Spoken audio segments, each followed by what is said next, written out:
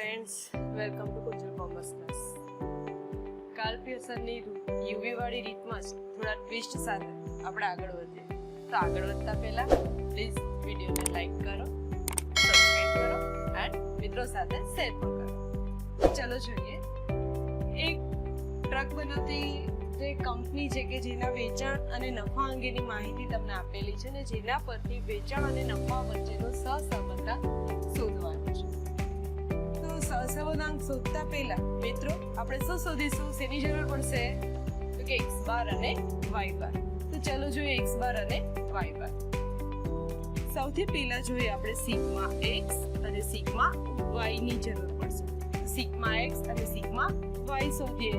ચલ x ની કિંમતનો સરવાળો અને ચલ y ની કિંમતનો સરવાળો.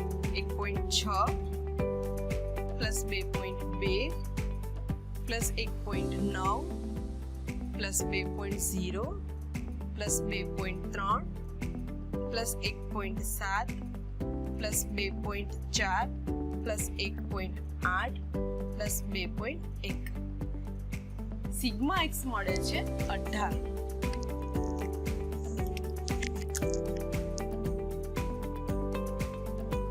સિગ્મા y જોઈ લઈએ. 4200 plus 5500 plus 6000 plus 6200 plus 6100 plus 4900 plus 5900 plus 5000 plus 6700. Sigma y મળે છે 50500. તો જોઈએ x બાર બરાબર સિગ્મા x ના છેદમાં n. સિગ્મા x મળે છે 18. 18 ના છેદમાં n. n એટલે તમને 1 2 3 4 5 6 7 8 અને 9 ચલની માહિતી આપેલી છે એટલે n થશે 9. 18 ના છેદમાં 9 એટલે x બાર મળશે 2. એ જ રીતે y બાર. y બાર બરાબર સિગ્મા y ના છેદમાં n. સિગ્મા y તમને મળે છે 50500 છેદમાં n એટલે કે 9. તો 50500 ભાગ્યા 9 એટલે મળશે 5611.11. 5611.11. તો મિત્રો અહીંયા x બાર અને y બાર કે જે અપૂર્ણાંકમાં મળે છે અને ચલની કિંમતો આપણે જોઈએ મોટી છે કે જેની સરળતાથી ગણતરી થઈ શકે તેમ નથી. તો આપણે કઈ રીતનો ઉપયોગ કરશું? યુવી વાળી રીતનો ઉપયોગ કરશું. તો યુવી વાળી રીત માટે સૌપ્રથમ u અને v શોધીએ. તો u બરાબર x માઈનસ a છેદમાં cx. હવે મિત્રો અહીંયા x છે એ પોઈન્ટમાં આપેલ છે. તો પોઈન્ટને કાઢવા માટે જો છેદમાં આપણે લઈશું તો પોઈન્ટ છે બેવડાશે. માટે પોઈન્ટને કાઢવા માટે છેદની બદલે ગુણાકાર કરવો પડશે કે જેથી કરીને પોઈન્ટ નીકળશે. દાખલા તરીકે 1.6 ગુણ્યા 10 તો થશે 16 અને 1.6 ભાગ્યા 10 તો પોઈન્ટ વધશે જે 1.6 માંથી 0.16 મળશે. તો આ પોઈન્ટ એમને જ રહેશે, પોઈન્ટ નીકળશે નહીં. માટે સરળતા ખાતર ભાગાકારની બદલે આપણે શું કરશું? cx નો ગુણાકાર. અને એનું કારણ શું છે કે રકમ શેમાં આપેલી છે? તમને અપૂર્ણાંકમાં આપેલી છે, પોઈન્ટમાં આપેલી છે. માટે ભાગાકારની બદલે cx નો કરીશું ગુણાકાર. તો આપણે u શું મળશે? સૂત્રમાં આપણે ગુણાકાર કરશું તો cx કૌંસમાં x માઈનસ a. u બરાબર x માઈનસ a છેદમાં cx. એને ગુણાકારમાં લેશું cx ને એટલે આ રીતે u બરાબર સૂત્ર બનશે. તો જોઈ લઈએ u.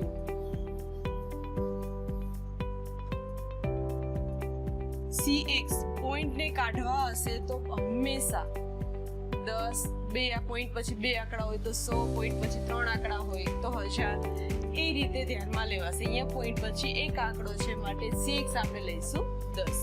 x માઇનસ a એટલે આપણે ધારેલી કિંમત. તો આપણે એવી કિંમત ધારીએ કે જેથી કરીને ગણતરી સરળ બને. તો આપણે નાની કિંમત ધારીશું 1.6. એ જ રીતે આપણે b જોઈ લઈએ. y માઇનસ b છેદમાં cy. y ચલ y ની કિંમત માઇનસ b એટલે ધારેલી કિંમત. કોઈ પણ કિંમત તમે ધારી શકો છો. આપણે ગણતરી સરળ બને તે રીતે ગણતરી એ કિંમત ધારીએ. આપણે ધારીએ 5000 અને cy y બધામાં કોમન 100 નીકળે છે, બધાને 100 વડે ભાગાકાર થઈ શકે છે માટે CX ધારીશું 100. અહીંયા ગુણાકાર થશે નહીં કારણ કે પોઈન્ટમાં રકમ છે નહીં. તો હવે u અને v ની ગણતરી કરીએ. સૌપ્રથમ તો 10 વડે ગુણાકાર કરશો એટલે પોઈન્ટ નીકળી જશે. 1.6 અને આની 1.6 ને ગુણાકાર એટલે 16 માઇનસ 16. સરળતા ખાતર આ રીતે ગણતરી થશે 0. 2.2 એટલે કે 22 અને 1.6 એટલે કે 16. 22 માઇનસ 16. 16 ને 4 20 ને 2 22 એટલે મળશે 6. 1.9 એટલે કે 19 માઇનસ 1.6 એટલે કે 16. 19 માઇનસ 16 એટલે મળશે 3. 2.0 એટલે કે 20 માઇનસ 1.6 એટલે કે 16. 20 માઇનસ 16 એટલે કે 4 કારણ કે આપણે અહીંયા ગુણાકાર કરીએ છીએ. 23 માઇનસ 16. 16 ને 4 20 ને 3 23 એટલે મળશે 7. 1.7 એટલે કે 17 માઇનસ 16 એટલે મળશે 1. 24 માઇનસ 16 એટલે મળશે 8. 18 માઇનસ 16 એટલે મળશે 2. 21 માઇનસ 16 એટલે મળશે 5. એ જ રીતે જોઈ લે v બરાબર ચલ y ની કિંમત માઇનસ 5000 એટલે કે 4200 માઇનસ 5000 માઇનસ 800. 800 ના છેદમાં 100 એટલે કિંમત મળશે આપણને માઇનસ 8. 5500 માઇનસ 5000 એટલે કિંમત મળશે 500. 500 ના છેદમાં 100 એટલે મળશે 5. 6000. 6000 માઇનસ 5000 એટલે મળશે 1000. 1000 ના છેદમાં 100 એટલે કિંમત મળશે 10. 6200 માઇનસ 5000. 6200 માઇનસ 5000 એટલે મળશે 1200. 1200 ના છેદમાં 100 એટલે મળશે 12. હજી સરળતા ખાતર 100 છે એટલે આના ભાગ્યા 5000 છેદમાં 100 એટલે 50 અને 6200 છેદમાં 100 એટલે 62 એટલે 62 માંથી આ બધી ચલની કિંમત માંથી 50 બાદ કરો. એનાથી પણ સરળ છે. દાખલા તરીકે 4200 એટલે કે 42 અને 5000 એટલે 50. 42 માઇનસ 50 એટલે માઇનસ 8. 55 માઇનસ 50 એટલે 5. 60 માઇનસ 50 એટલે કે 10. 62 માઇનસ 50 એટલે કે 12. 61 માઇનસ 50 એટલે કે 11. 4900 4900 એટલે કે 49 માઇનસ 50 એટલે કે માઇનસ 1. 5900 59 માઇનસ 50 9. 5000 માઇનસ 5000 એટલે કે 0. 6700 એટલે 67 માઇનસ 50 એટલે મળશે 17. આ રીતે સરળ રીતે ગણતરી પણ થશે કે આખું ના કરવું એ 4200 માઇનસ 5000 છેદમાં 100 એ જ કિંમત મળશે છેદમાં 100. હવે આ રીતે ગણતરી કરી માઇનસ 800 છેદમાં 100 એટલે કે માઇનસ 8. હવે આપણે બીજી રીતે ગણતરી કરીએ 4200 માઇનસ 5000 છેદમાં 100 એટલે 4200 ના છેદમાં 100 માઇનસ 5000 ના છેદમાં 100 એટલે 42 માઇનસ 50. જે અગાઉ તમને કીધું એ મુજબ સરળ ગણતરી થશે. 42 માઇનસ 50 55 માઇનસ 50 60 માઇનસ 50 એટલે આ કોઈ ગણતરીની ઝંઝટની જરૂર રહેશે નહીં.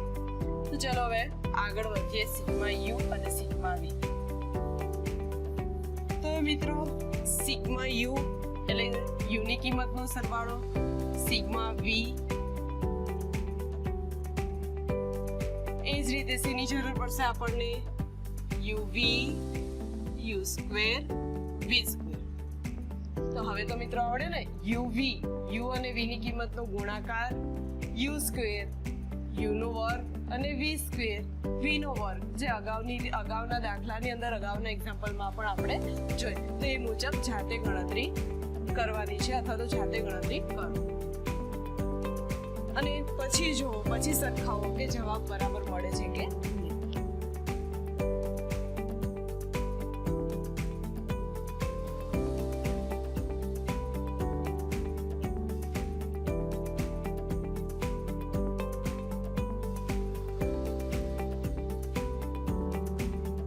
મિત્રો યુવીમાં એક કિંમત માઇનસ છે કે જેની ખાસ નોંધ કરવી.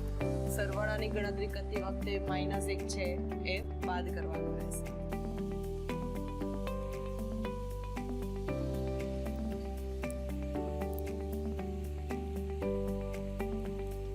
મિત્રો યુવી, યુ સ્ક્વેર અને વી સ્ક્વેર શોધ્યા બાદ આર ના સૂત્રમાં કિંમત મૂકી અને આર ની પણ ગણતરી કરવી. આર નું સૂત્ર થશે જે છે એ જ રીતે કે sigma UV minus sigma U sigma V છેદમાં વર્ગમૂળમાં n sigma U square minus sigma U કૌંસ ઉપર સ્ક્વેર ઇન્ટુ વર્ગમૂળમાં n sigma V square minus sigma V કૌંસ ઉપર સ્ક્વેર. બીજી બાબત કે સૂત્ર છે એ ખાસ ધ્યાનમાં રાખવા ખૂબ જ જરૂરી છે. આંકડાશાસ્ત્ર છે એ સૂત્ર પર જ રહેલું છે. જો સૂત્ર નહીં આવડે તો ગણતરી એ થશે નહીં.